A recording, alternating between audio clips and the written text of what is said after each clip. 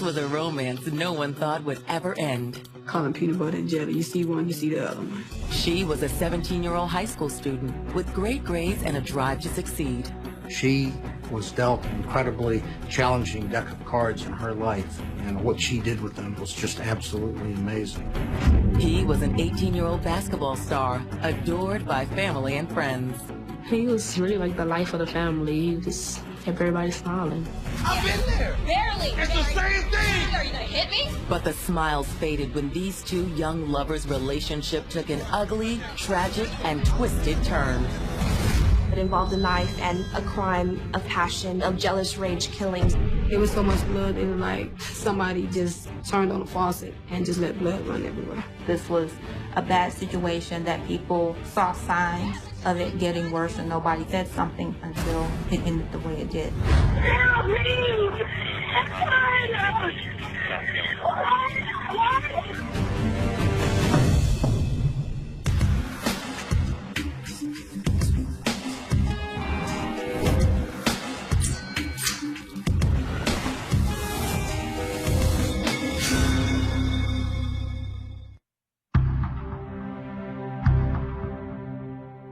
November 20th, 2009. It's just days before Thanksgiving, and students across the city of San Antonio are looking forward to their impending school break. But in East San Antonio, two teens will never get the chance to enjoy the holiday. At 4:30 p.m., a desperate 911 call comes into area dispatchers. On the line is 17-year-old Tiffany James.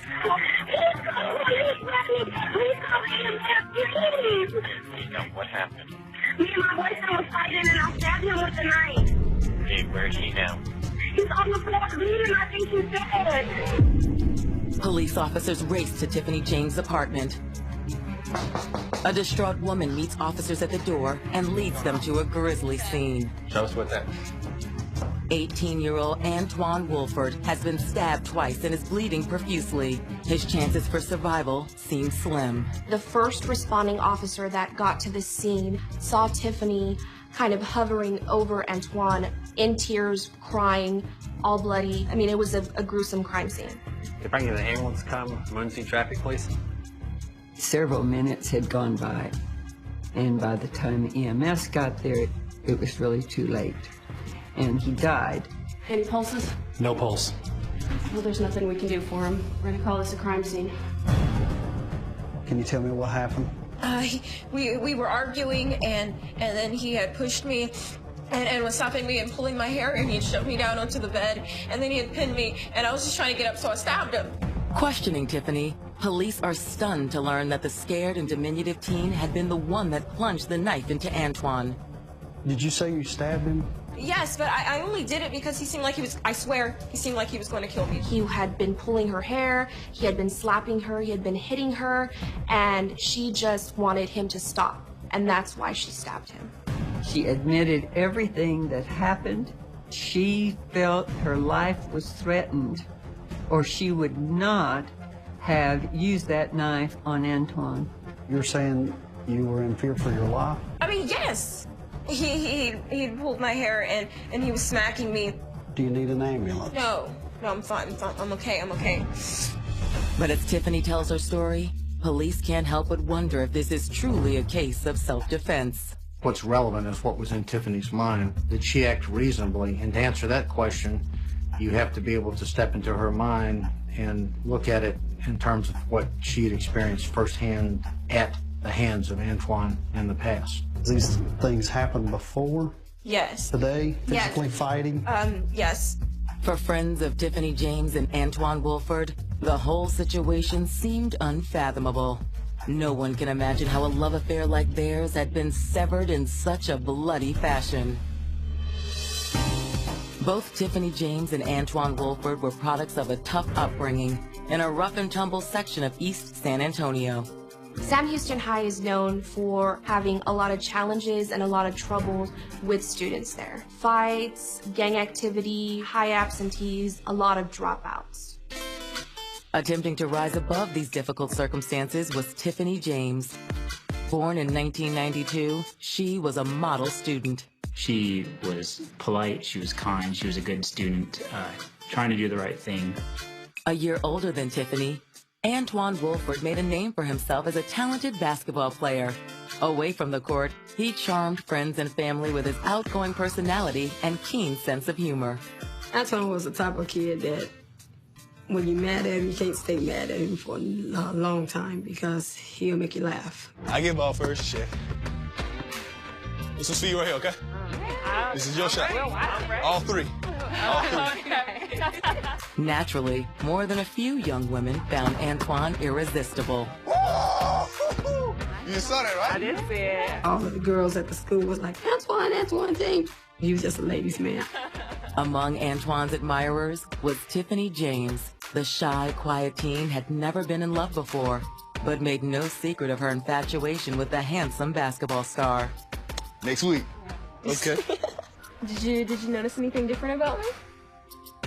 The hair. Oh, Antoine! I like that. She had everything with Antoine's name on it. Pants with Antoine's name going down on the side and everything. She like, that's my man.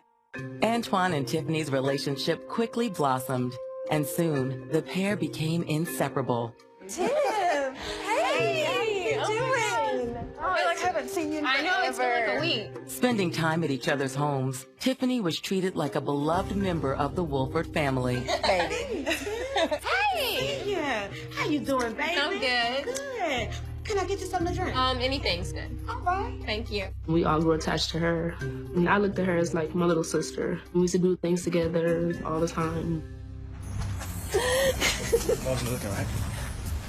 I love you. I love you too. Really? Mm-hmm. As the relationship intensified, it became almost impossible for Tiffany and Antoine to keep their hands off each other. It was the first time that she actually had intercourse or sex. She said it just happened. It just seemed natural. It just seemed that it was okay to do this. But a few months later, Tiffany realized she was pregnant.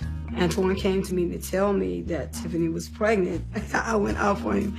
And he was like, no, I didn't ask you to help me take care of her. I can take care of her and the baby myself. On June 11, 2007, a day before her 15th birthday, Tiffany James gave birth to a baby boy, Alex. They were good parents. He spent most of his time with my brother. And on the days that he was with his mom, she was good with him, too. Even with the hardships that lay ahead, the couple made it work. 18-year-old Antoine left school and went to work to support his family. Despite the added pressure of parenthood, Tiffany continued to flourish at school. Her success even caught the eye of a local newspaper. We wanted to kind of get on the inside and see what it was like for the students. It was refreshing when they found Tiffany, who seemed to have such a bright future. To most, Tiffany and Antoine's relationship had never looked stronger. But behind closed doors, problems were beginning to surface. Articles and papers and, oh, she saw this and Tiffany saw that. For once, it's not, oh, Antoine this, Antoine that. For once, I have my name in the spotlight and you don't like that. The big article on her was a bone of contention between Tiffany and Antoine. She was thrilled, she was excited, but he really didn't like that. You're mad because you're not the only one in the spotlight anymore? Lied to the whole entire town, the freaking universe. You're not this perfect straight-A student. That's not real. You're not great. You're not no perfect person at the house. I think he saw her drifting away from him, moving toward a professional career in the future. But another factor also began to wreak havoc on their relationship: drugs. I can smoke weed, what? Antoine was a habitual marijuana smoker. He was a bright young man, but he basically preferred a lifetime of smoking marijuana. You act like it's just you. This is both of us. Basically, it's me because you're always high smoking. Hey, get on my face. Allegations of drug use came as a shock to the Wolford family. They insist he didn't do drugs, and that the real problem wasn't Antoine, but Tiffany. The young girl they once embraced so easily had changed since becoming a mother. From what I remember... You are a crazy person. Like, you are going through some things. I don't know what's wrong. You're going through some crazy stuff, and it is I'm ridiculous. crazy. You're just going through some things right now. Antoine did tell me she was having, like, I guess some adjustment problems. We thought maybe it was the stress of going to school, being a teenage mom, things like that. Tiffany, back up out of my face. What are you gonna do? What? What are you gonna do? Are you gonna hit me? Huh? You can get yourself out of my house right now, okay? That's what you're gonna do. She have her little mood swings. One day I can recall that Antoine called me. Mom, come get me right now. No, Tiffany, she acting crazy. I was like, what's going on? He was like, Mom, come get me. Come get me. I don't know, this girl's losing her mind over here or what. Get here, okay? But Antoine's mother had only just begun to learn of the deep-seated problems that threatened to tear the young couple apart, and the deceit, lust, and betrayal that would soon rock this young family to its very core. Every couple argued, but I never ever would have thought that, you know, anything was going on so serious that it would come to something like this.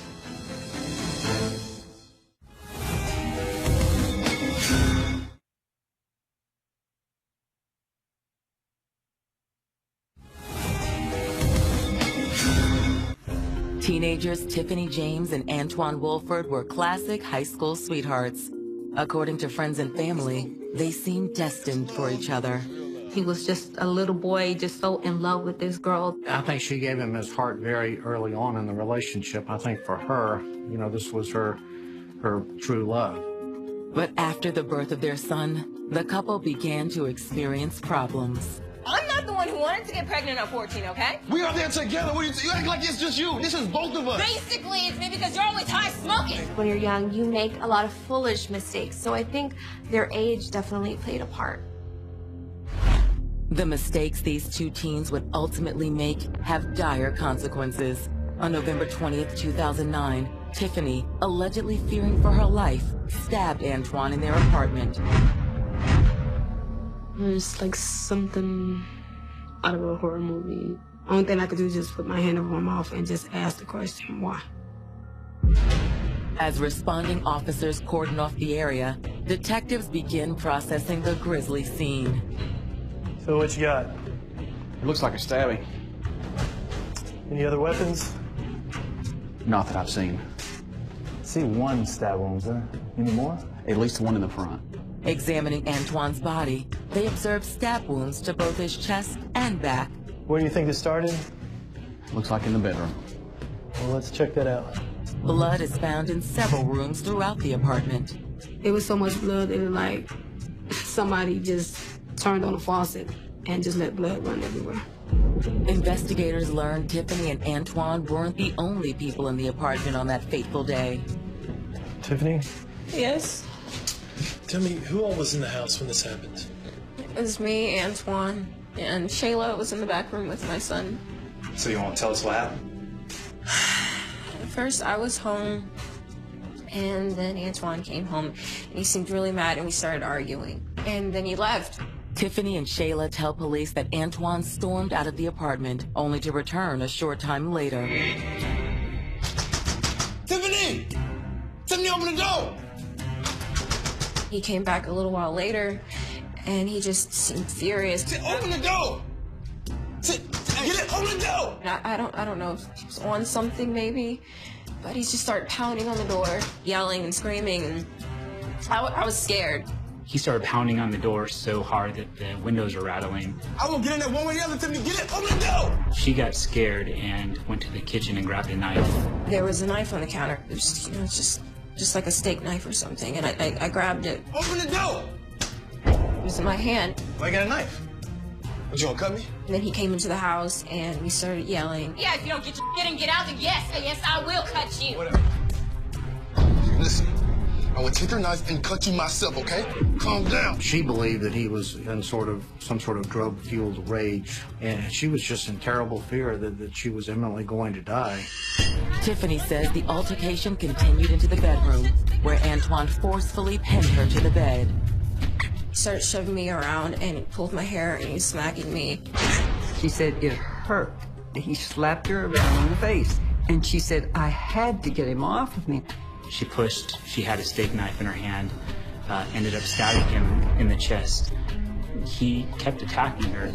As the struggle continued, Tiffany stabbed out at Antoine again, this time sending the knife into his back. I don't think either of them fully realized what had happened until he collapsed, and the apartment became very bloody very fast. A dazed Antoine then stumbled through the apartment, leaving a trail of blood behind him.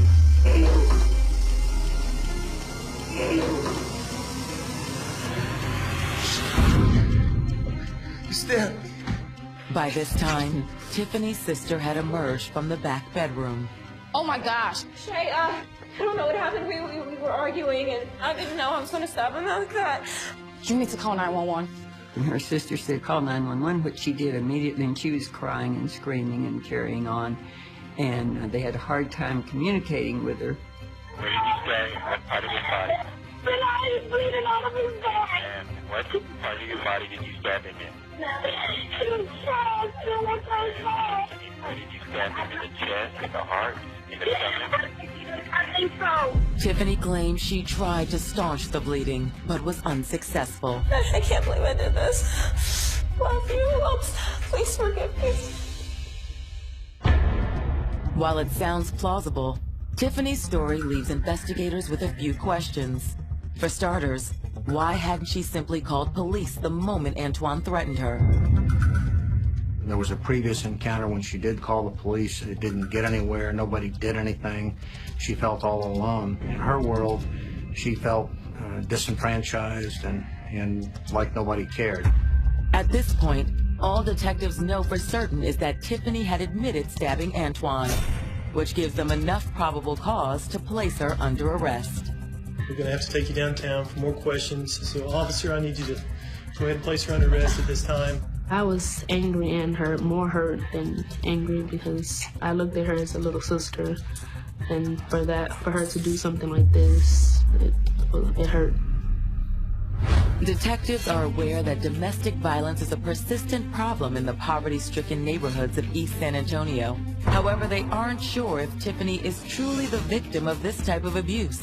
And as they dig deeper into the young couple's relationship, they'll soon uncover a slew of shocking secrets that will turn the case upside down.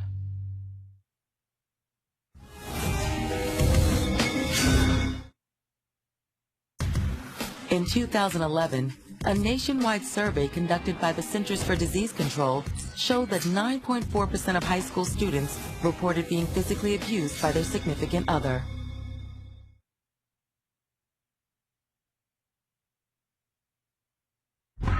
Love-struck teens Antoine Wolford and Tiffany James seemed destined for one another, but their roller coaster relationship took a macabre turn one tragic day in November of 2009.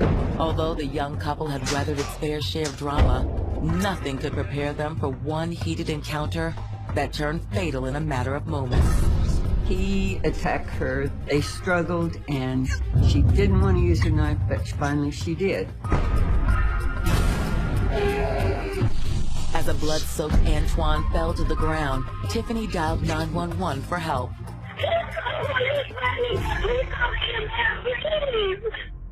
In order to continue questioning Tiffany, investigators book her for murder and take her into custody. But Tiffany insists the stabbing had been an act of self-defense. The knife was go in. I was just trying to scare him off. That was it. He was blood everywhere. I called the police because I don't want him to die. I just wanted him to stop hitting me, let go of my hair and leave. That was it. According to Tiffany, this wasn't the first time Antoine had gotten physical with her. You've been upset like this before, though? Yes, and I called the police because I had went to my dad's house and he seen my lip or whatever. It's not the first time we fought before. He told her that if she didn't call the police, he was going to. And so they called the police. Pulling the incident report, Tiffany's story appears to check out. Still, detectives are curious about one detail. The problem is she never actually followed up and filed a complaint against him. And if Antoine did have a violent streak, why hadn't Tiffany simply walked away from their relationship? Many times people think, why didn't she leave? Why didn't she get out of there? But if you look at it from her point of view, this was the man she loved. Even though they were both kids, nevertheless, she loved him. Given Tiffany's statement and the prior report, police are beginning to wonder if this might have been a case of justifiable homicide after all. She was absolutely 100% convinced in her mind that he was going to kill her because of his previous, abusive actions. And she essentially reacted instinctively. But before police release Tiffany, they decide to reach out to Antoine's family. Hello, this is Miss Wolford? Mm-hmm. My name's Detective Dwayne Smith. I'm investigating your son's death, Antoine. Did you know of any kind of domestic abuse? Oh, no. I never heard anything like that. Not from anyone. Despite Tiffany's assertions, Antoine's family vehemently denies he ever laid a finger on her. I ain't never seen him being bothered. I didn't raise him like that. In fact, Antoine's mother tells police it was just the opposite. You need to be checking out Tiffany. I call her Moody. One day she could be the sweetest thing, sweetest, quietest thing, and the next thing is like the exorcist on another side. She would come by every day, so I know these things. She was mean, honey. All right, well, thank you, ma'am. And you were the roommate of Antoine Walford? Right. Was there ever any reports of domestic violence, abuse? As detectives continue their investigation, a darker side of Tiffany begins to emerge. She might have been a very pleasant, a very soft-spoken person at school, but all bets are off when it comes to love. She was very jealous, and that sometimes turned violent. Speaking with Antoine's friends and family, detectives quickly pinpoint the source of Tiffany's jealousy. Okay, well, just one more thing. Do you happen to know if he was in any other relationships while he was seeing Tiffany? He was. Give me some of the names of those girls. It was well known that he just didn't have one girlfriend. He had various girlfriends. Tiffany wasn't the only one. Did you get any names? Yeah, I got some names here. He was in several relationships. So there may have been some jealousy here. But the biggest bombshell was still to come. Not only had Antoine been unfaithful, he also impregnated another woman 3 months before Tiffany gave birth to their son, Alex. We were shocked to find out there was another child. They did a DNA test, and it turned out to be my brother's. You look good. Wow. Adding insult to injury, Tiffany later learned that Antoine had been carrying on a steamy affair with a third woman, which had resulted in another child. He was working, and she saw the check stub where they garnished his wages for child support, and that's how she knew there was the third child. I would have a hard time believing that she didn't have a problem with it. And personally, as a woman and as a mother, I would have a problem with it. Given this shocking information, police can't help but wonder if Antoine's two-timing ways had finally pushed Tiffany to the brink. But as police dig deeper, they uncover a breathtaking revelation, one that explains just what sparked this fatal encounter.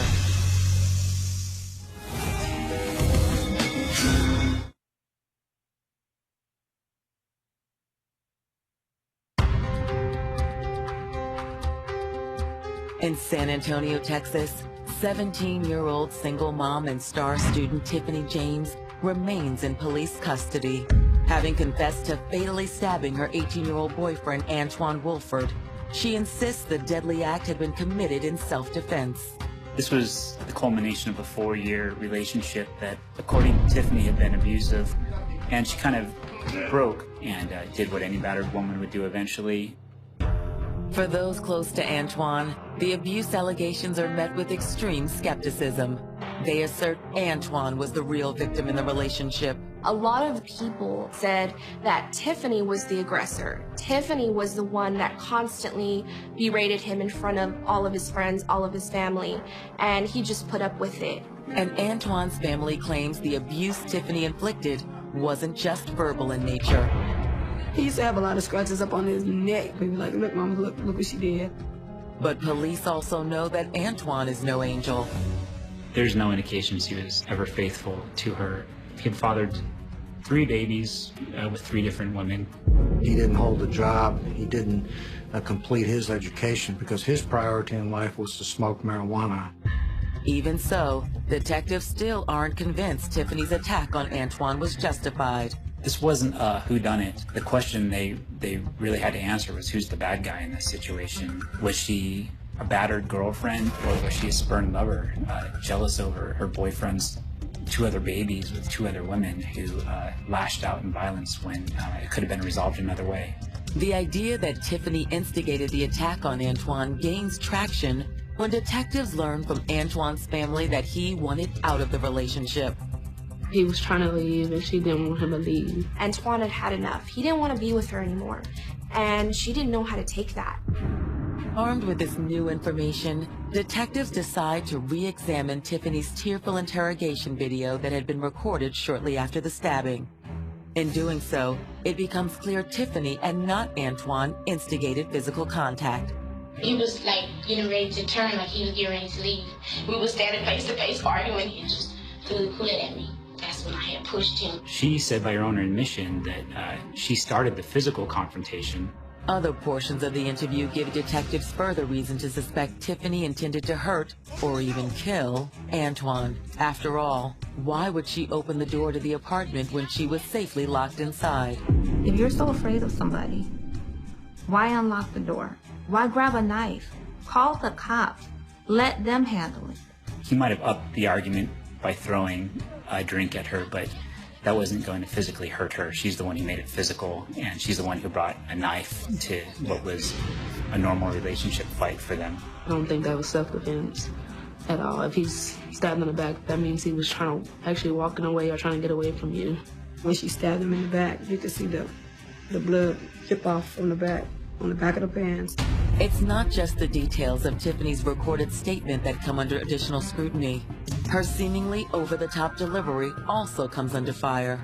The knife will go in. I was just trying to scare him off. That was it. There was blood everywhere. I called the police because I don't want him to die. I just wanted him to stop hitting me. The San Antonio Police Department believed that she perhaps should have acted differently. Her interview right after the murder occurred was so inconsistent, it didn't add up to self-defense.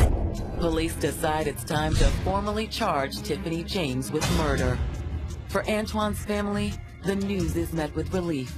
I thought it was murder. I just wanted justice. I just needed justice. But as Tiffany's trial draws closer, her story makes news nationwide. She receives a groundswell of support and becomes a symbol for abused women across the country. They called this an American tragedy.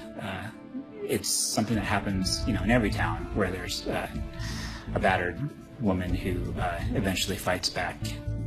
Many residents of eastern San Antonio feel that police rushed to judgment in charging Tiffany with murder.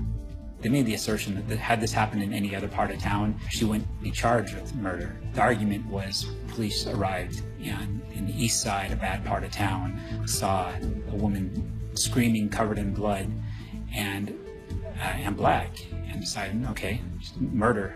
I frankly see Tiffany as a victim of abuse. I think that, this was just simply a case where the squeaky wheel got the oil. But there are others in San Antonio who feel Tiffany deserved to be charged with the crime. The way the whole crime scene looked and the way the story, the evidence and how everything looked, all pointed to a murder. She took somebody from us. We're never going to get him back. As for prosecutors, they know getting a conviction will be no small task. And when the trial gets underway, it's clear that the stakes couldn't be higher for either side. That courtroom was divided, and you can feel the tension because some people wanted to support Antoine's side, but had grown to love Tiffany. Some people on Tiffany's side wanted to support Tiffany, but had grown to love Antoine.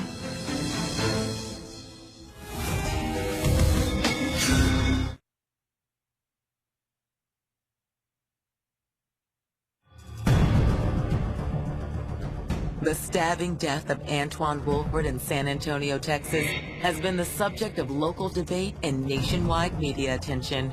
Swirling at the center of this controversy was the identity of his knife-wielding assailant, his teenage girlfriend, 17-year-old Tiffany James. This was her first love. She had her child with him. This was a young love that went terribly wrong. Tiffany has admitted to stabbing her boyfriend, but only in self-defense after allegedly suffering years of abuse. Her concern was the safety of herself and her child. But discrepancies in Tiffany's version of events begin to surface, along with allegations that she, not Antoine, was the abusive one in the relationship. Police have no choice but to charge her with murder. I never would have thought that she would kill him, but I believe that she did, and it wasn't an accident. I wanted the state to throw the book at her. I wanted her to spend every natural day she had on this earth behind bars knowing what she did.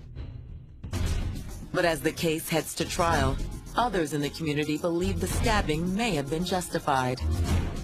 I really believe that Tiffany was afraid for her life, that this was a defensive move not meant to kill at all, but simply to stop the fighting. It is in this highly charged environment that the trial of Tiffany James for the murder of Antwon Woolford gets underway. For the prosecution, the biggest challenge will be convincing a jury Antwon's murder had been a crime of passion. The jury is composed of 10 women and 2 men. Some believe this may favor Tiffany's defense team as they try to draw an emotional connection to their case. The defense tried to portray her as, in every woman, someone who had been in a relationship that a lot of these jurors' own daughters could have been in. If you're approached by someone who's coming towards you and you have suffered and been the victim of abuse in the past, then you have every reason to expect that that's going to happen again. But prosecutors paint a far different picture of Tiffany in their opening arguments. They assert Tiffany had become enraged that Antwon had been unfaithful, and that when he threatened to end their relationship, she snapped. Prosecutors painted her as the aggressor, the person that initiated everything, that started the fight that November, and that ultimately did kill him. She was this spurned lover who was jealous because he had impregnated 2 other women, and that's why she broke. To back up their theory that Tiffany physically instigated the fight that led to Antwon's murder, prosecutors play her interrogation video. In it, Tiffany admits to pushing Antwon before the stabbing. He came back and just threw the quilt at me. That's when I had pushed him, and he pushed me. Okay. And when he pushed you, did you... No, because he grabbed after I pushed him, he grabbed for me. And as prosecutors are quick to point out, Tiffany had several opportunities that day to avoid the confrontation altogether. She had locked him out of her apartment. She could have called police. She didn't need to grab a knife. So if you're looking at this from a prosecution point of view, you can't start the fight and then claim self-defense. But Tiffany's attorneys argue there was a valid reason she never called police that day. A reason prosecutors never considered. A lot of people on the East Side, they don't want to call the police. They don't want to tell on someone. They don't want to be a snitch. I think there's absolutely a mistrust of the police department in poor neighborhoods everywhere. I don't think they understood the world that she lived in. Tiffany's defense attorneys also attack Antwon, pointing out his drug use, the alleged physical abuse, and the fact that he fathered 3 children out of wedlock. It just made me mad because they're just slandering his name. They're just making him seem like a monster, and he's not. That's when the defense makes its boldest play yet. To the surprise of many, they call Tiffany James to the stand in her own behalf. Fighting back tears, she recounts her rocky relationship with Antwon. She was very remorseful and very emotional from the moment she started testifying. She expressed that she did not want Antwon to die. She just wanted him to stop abusing her. For those hearing Tiffany's words for the first time, it's obvious she still cares deeply for Antwon. You kind of got the feeling she still loved him, and she was almost punishing herself already. However, Antwon supporters aren't swayed by Tiffany's tearful testimony. The tears she shed, I don't think they were remorseful. If you pick up a knife, if you open a door, what do you mean to do? You are going to use that weapon if you pick it up. And that's exactly what she did. Perhaps, but it's impossible to deny that Tiffany's testimony packs a powerful emotional punch. And with closing arguments fast approaching, Tiffany's lawyers have one last stunning yet risky card to play. They hope to convince a jury that Antwon Woolford, and not Tiffany James, was responsible for his own death.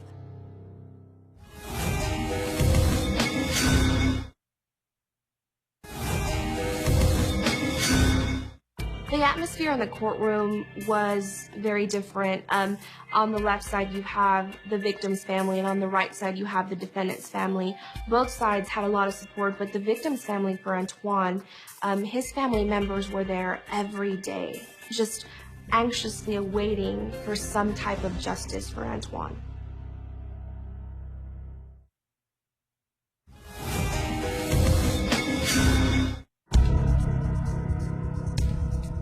Tiffany James' murder trial has made headlines across the state of Texas. Accused of stabbing her boyfriend Antoine Wolford to death, Tiffany claims she committed the act in self-defense after suffering years of abuse.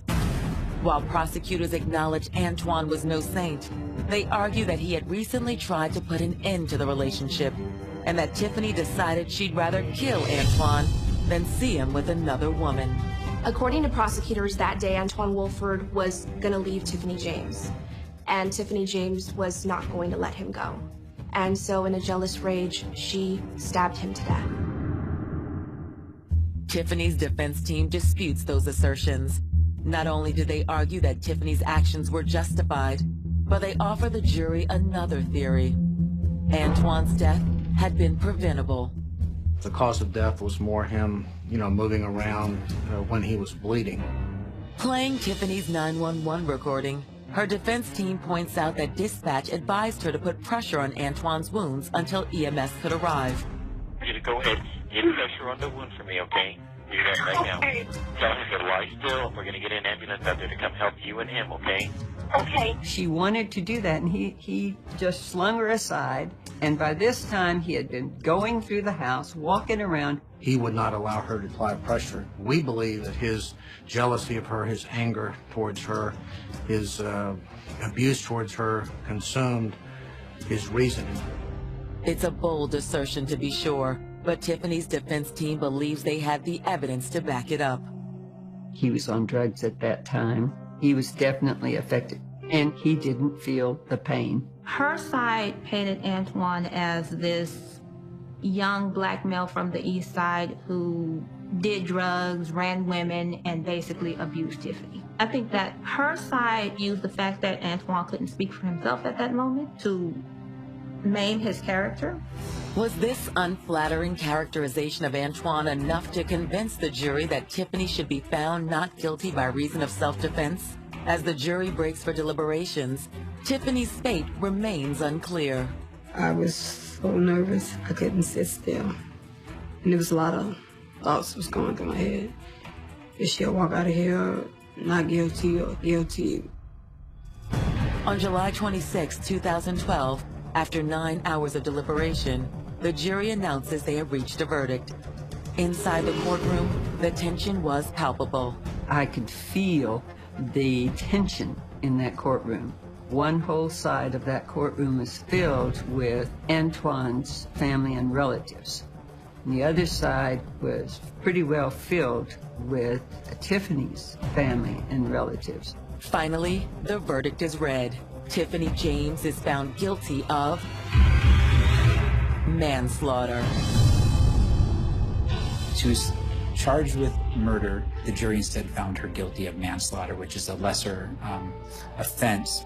It looks like they kind of picked a middle road and didn't find her to be a murderer, didn't find her to be completely scot-free due to self-defense. For many in the courtroom, the verdict provides little comfort. You could just see Antoine's family was just devastated. Their faces just said it all. They were just shocked. Like, what? Did they just say manslaughter?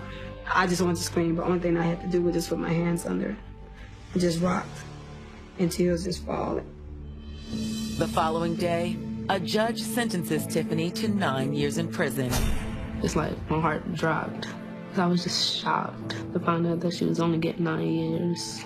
She can still have her life after the 9 years. She's still able to go on with her life after she does her 9 years. We can't get my brother back. Tiffany got her hopes up that maybe she would get a long probation period. So it was devastating to her when she was found guilty. Again in the courtroom, she really broke down. While the trial is over, The question still lingers. Was this a crime motivated by jealousy, or had a battered young woman finally reached her breaking point? Well, there's two sides to every story, and you have prosecutors saying she used this knife and it was murder. She was in a jealous rage. She didn't want to let Antoine Wilford go. According to the defense, Tiffany James feared for her life and she stabbed him to death in self-defense. I'm still trying to figure out what happened. From the day he got killed, from the day we went to court, to now. I have to live with this. And I'm still trying to figure out what happened to my child. Though the truth may never be known, one thing is certain. Two families will be forever haunted by a story of young love that unfolded like a Greek tragedy. Why? Why did she do it? What was the reason? Why did you take it that far? This whole little incident could have been prevented if both of them, not just her, Antoine too,